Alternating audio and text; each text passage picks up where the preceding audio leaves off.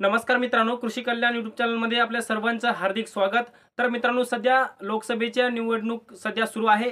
लोकसभेच्या निवडणुकीची रणधुमाळी सध्या सुरू आहे आणि यामध्येच दुसऱ्या टप्प्यातील महाराष्ट्रातलं मतदान पार पडलेलं आहे। विदर्भ व मराठवाड्यातल्या 8 जागांवरती लोकसभेची निवडणूक पार पडलेली आहे।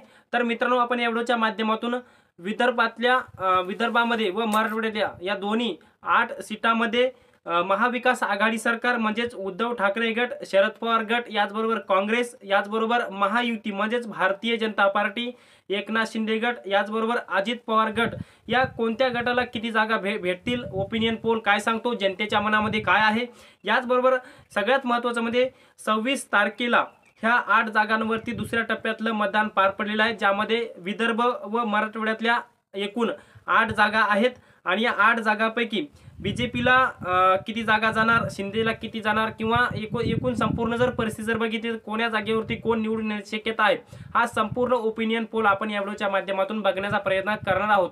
तर नमस्कार, मी ज्ञानेश्वर सवणकर स्वागत करतो कृषी कल्याण यूट्यूब चॅनलमध्ये। तर मित्रांनो, आमच्या चॅनलवर जर नवीन असाल चॅनलला नक्की सबस्क्राइब करायला विसरू नका, जेणेकरून असेच नवनवीन अपडेट तुम्हाला सर्वप्रथम आमच्या चॅनलवर पाहायला मिळतील। तर चला तर मित्रांनो, व्हिडिओला सुरुवात करूया।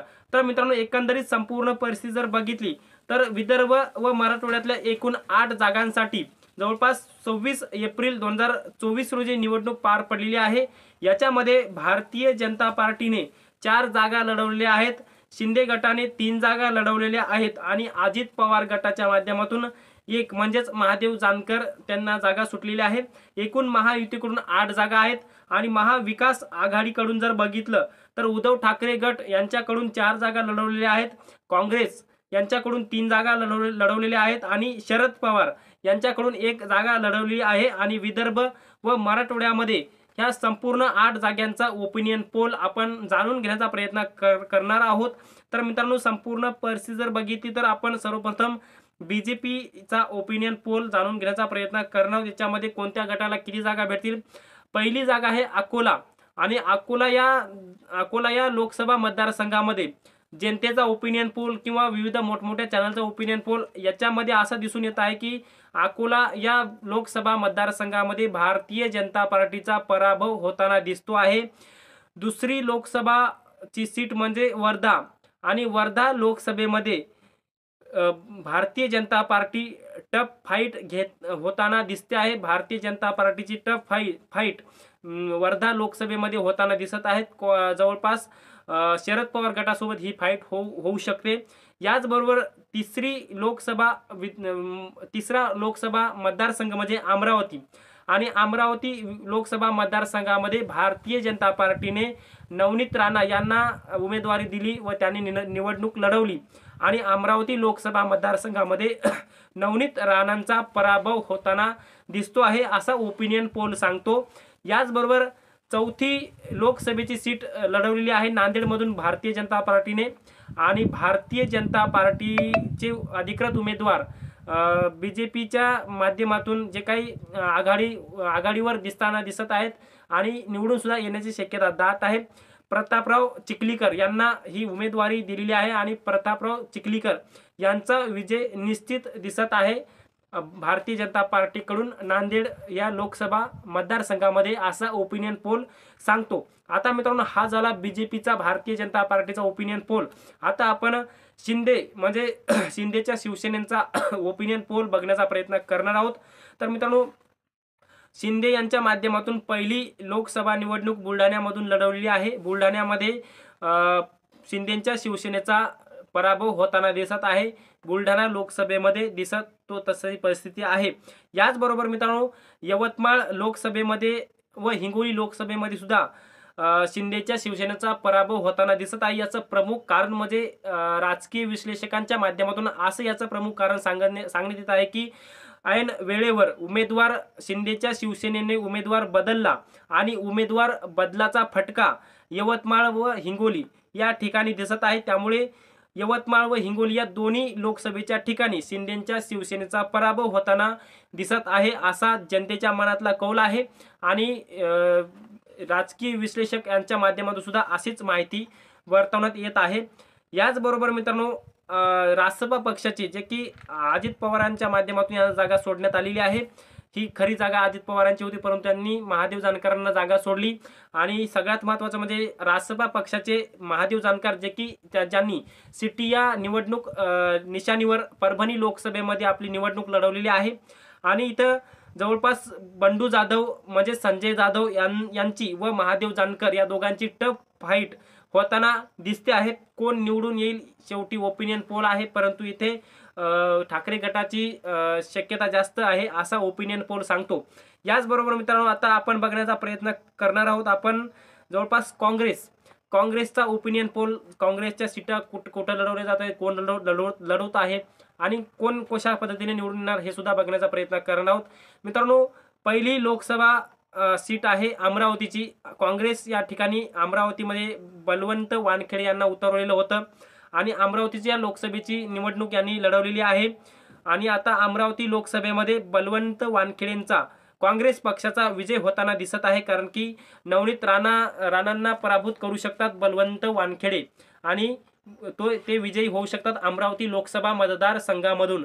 याचबरोबर मित्रांनो नांदेड लोकसभा मतदारसंघातला जर विचार केला तर जवळपास जे काही नांदेड लोकसभेमध्ये काँग्रेसचा पराभव होताना दिसत आहेत, कारण की मित्रांनो नांदेडमध्ये भारतीय जनता पार्टी विरुद्ध काँग्रेस अशी लढत होणार आहे आणि याच्यामध्ये प्रतापराव चिखलीकर जे की भारतीय जनता पार्टीचे उमेदवार आहेत ते जिंकताना दिसून येत आहेत व नांदेडमध्ये काँग्रेसचा पराभव होताना दिसून येत आहे।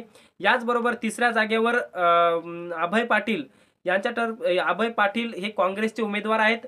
याचबरोबर अकोल्यामध्ये वंचित बहुजन आघाडीकडून प्रकाश आंबेडकर आहेत आणि अकोल्यामध्ये वंचित बहुजन आघाडीचे प्रकाश आंबेडकर व अभय पाटील यांच्यामध्ये टफ फाईट होताना दिसून येत आहे। त्यामुळे ही सुद्धा सीट काँग्रेसच्या हातातून जाण्याची शक्यता आहे। याचबरोबर मित्रांनो शेवटचा ओपिनियन पोल तो म्हणजे शरद पवार गटाचा राष्ट्रवादीचा जे की तुतारी या चिन्हावर लढवत आहेत अमर काळे। आणि जवळपास मित्रांनो शरद पवार गटाकडून वर्धा ही लोकसभा एकमेव सीट लढवण्यात येत आहे आणि याच्यामध्ये वर्धा या लोकसभेमध्ये अमर काळे व रामदास तडस या दोघांमध्ये चुरशीची लढाई दिसून येत आहे, परंतु याच्या दोघांमधून ओपिनियन पोल असं सांगतो की रामदास तडस हे विजयी होताना दिसून येतात वर्धा लोकसभेमध्ये। आणि मित्रांनो आता विचार करूयात की उद्धव ठाकरे गटाचे जे की महाविकास आघाडीकडून लढवत आहेत आणि उद्धव ठाकरे गटाचे किती खासदार कोण्या याच्यामध्ये निवडून येऊ शकतात। तर मित्रांनो परभणी लोकसभेमध्ये संजय जाधव म्हणजे उर्फ बंडू जाधव यांच्या विरुद्ध महादेव जानकर या दोघांची अशी लढत होणार आहे। यांच्यामध्ये संजय जाधवांचा विजय होण्याची शक्यता आहे। हिंगोलीमध्ये महाविकास आघाडीचे जे की उद्धव ठाकरे गटाचे नागेश पाटील आष्टीकर आहेत। याचबरोबर बाबुराव कदम कोळीकर महायुतीचे उमेदवार। याच्यामध्ये हिंगोली लोकसभेमध्ये उद्धव ठाकरे गटाचे नागेश पाटील आष्टीकर हे विजयी होताना दिसून येतील आणि असा ओपिनियन पोल सुद्धा सांगतो। याचबरोबर बुलढाणा लोकसभेमध्ये रविकांत तुपकर व नरेंद्र खेडेकर असा हा दोघांची लढाई दिसून येईल, परंतु याच्यामध्ये रविकांत तुपकर जे की अपक्ष उमेदवार आहेत जे की पाना या चिन्हावर त्यांनी निवडणूक आपली लढवलेली आहे, त्यामुळे अपक्ष उमेदवार रविकांत तुपकर हे विजयी होतील व बुलढाणामध्ये उद्धव ठाकरेंचे नरेंद्र खेडेकर हे पराभूत होण्याची शक्यता आहे। आणि यवतमाळ लोकसभेमध्ये सुद्धा उद्धव ठाकरेंचा विजय होण्याची शक्यता आहे। आणि एकंदरीत जर आपण विचार केला तर हे एकूण विदर्भ व मराठवाड्यातल्या 8 जागांमध्ये 26 एप्रिलला मतदान झालेलं आहे, निवडणूक झालेली आहे आणि महाविकास आघाडीला याच्यामध्ये सर्वात जास्त जागा भेटण्याची शक्यता आहे। महायुतीला कमी भेटू शकतात, जवळपास 5-3चा फॉर्म्युला राहील असं एक माहिती देण्यात येत आहे, असं ओपिनियन पोल सांगतो। जनता सुद्धा अशाच पद्धतीने सांगते। तर मित्रांनो हा संपूर्ण विदर्भ व मराठवाड्यातल्या 8 जागांचा ओपिनियन पोल मी तुमच्या समोर ठेवण्याचा प्रयत्न केलेला आहे। हा पोल मी स्वतः सांगलेला नाही, मी अगोदर सर्वप्रथम जनतेच्या मनातला कौल जाणून घेतलेला आहे आणि राजकीय विश्लेषक यांनी सुद्धा हा ओपिनियन पोल दिलेला आहे आणि तो ओपिनियन पोल मी तुमच्या समोर मांडण्याचा प्रयत्न केलेला आहे। तुमच्या मनामध्ये या विदर्भ व मराठवाड्यामध्ये 8 जागांपैकी महाविकास आघाडी जागा किती जिंकेल, महायुती किती जिंकेल, उद्धव ठाकरेंची शिवसेना किती जिंकेल, शिंदेची शिवसेना किती जिंकेल, शरद पवार ची राष्ट्रवादी किती जिंकेल, याचबरोबर शरद पवारांच्या नंतर जे काही अजित पवार आहेत यांची पार्टी किती जागा जिंकेल, याच्यावर तुमची कमेंट नक्की लिहा। कमेंटमध्ये नक्की व्यक्त व्हा आणि असेच नवनवीन व्हिडिओ पाहण्याकरिता आमच्या चॅनलला सबस्क्राईब करा. व्हिडिओ जर आवडला असेल तर व्हिडिओला एक लाईक करा आणि प्रत्येक मित्रांपर्यंत हा व्हिडिओ नक्की शेअर करा. तर मित्रांनो, तुर्तास इथे थांबतो. तोपर्यंत आपल्या सर्वांचे मनापासून धन्यवाद.